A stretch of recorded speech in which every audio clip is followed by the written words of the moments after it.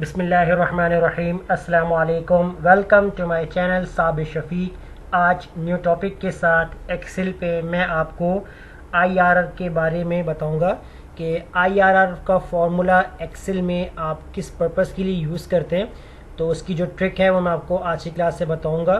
तो सबसे पहले आप हमारे चैनल को सब्सक्राइब कीजिए और साथ ही बेल आइकन पे क्लिक कीजिए ताकि हमारी जो भी वीडियो अपडेट हो सबसे पहले उसकी नोटिफिकेशन आप तक पहुंचे।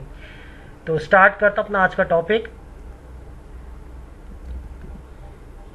आज जो हमारी जो शीट है वो है बिजनेस इन्वेस्टमेंट।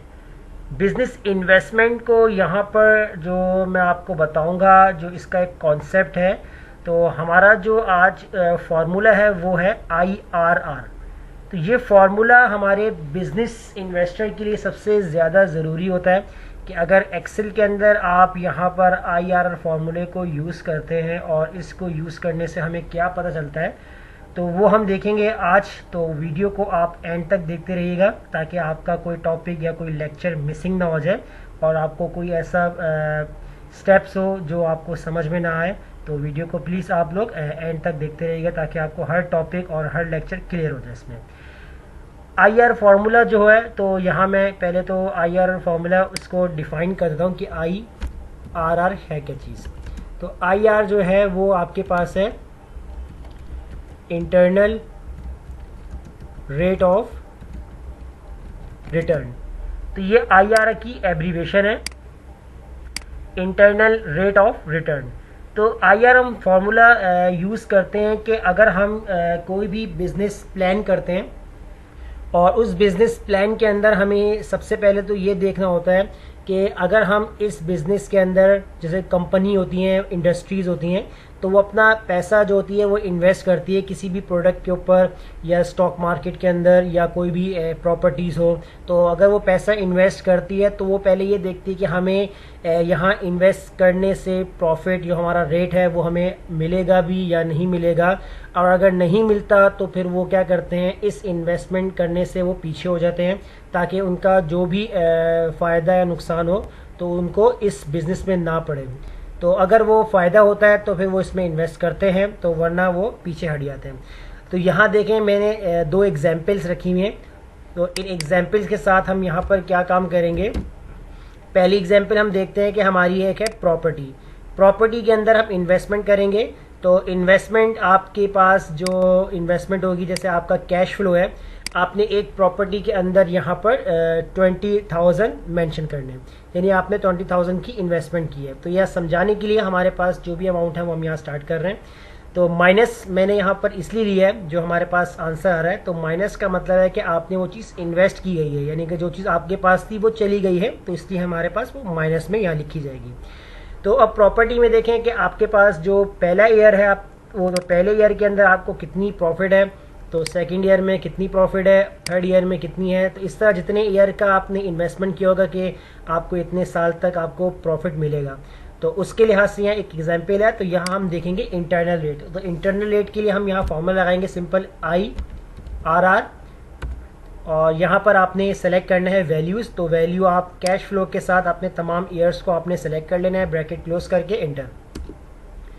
जैसे ही आपने इंटर किया तो देखें आपके पास इंटरनल रेट जो आपके पास आ रहा है, तो वो कितना आ रहा है, 22%।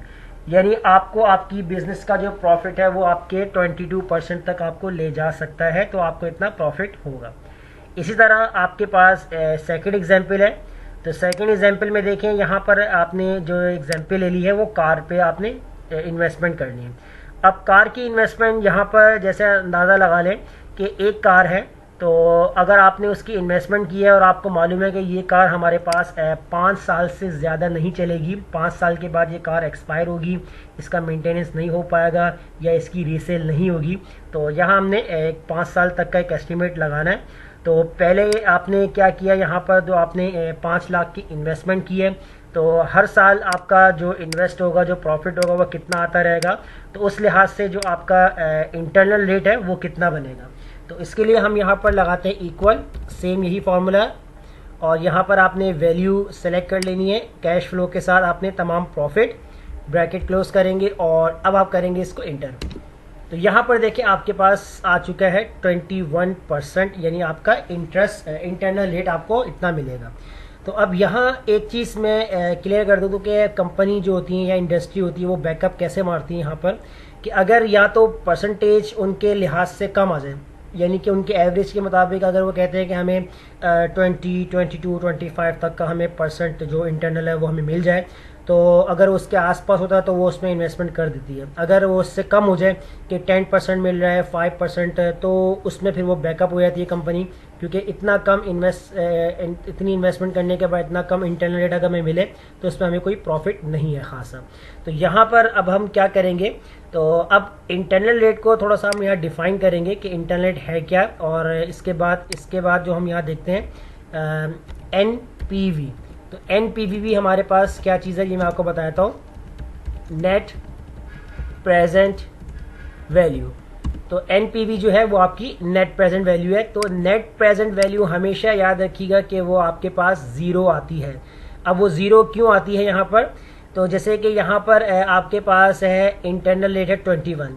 अगर आपके पास आपने इन्वेस्टमेंट 5 लाख की है और अगर आपको यहाँ पर 1 लाख की आपको पहले साल की प्रॉफिट है।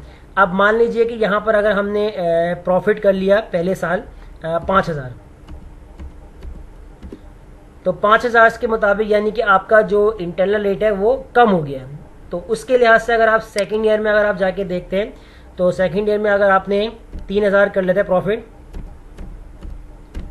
तो देखिए आपका जो इंटरनल रेट है वो डाउन होता चला जा रहा है। तो इसका मतलब इसमें हमें प्रॉफिट इतना नहीं है और हमारा जो इंटरनल रिटर्न है वो हमें यहाँ पर प्रॉपरली सही नहीं मिल रहा, तो इसलिए यहाँ पर हम बैकअप हो सकते हैं।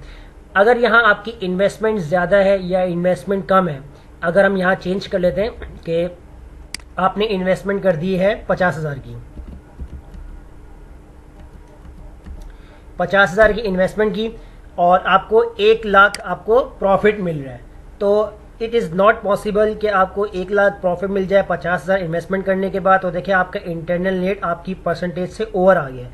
तो ओवर आने का मतलब ये है कि ये प्रॉफिट जो है वो बिल्कुल आपके लिए बिल्कुल ठीक नहीं है। यहाँ पर ये करेक्शन नहीं हो सकती है कि आप इस इन्वेस्टमेंट करें इस कंपनी के साथ या इस प्रोडक्ट में या इस कोई भी आपकी जो चीज़ है कार है, इसमें आप इन्वेस्टमेंट करना आपके लिए बिल्कुल सही नहीं है, क्योंकि इसमें आपको कोई प्रॉफिट का चांस नहीं है।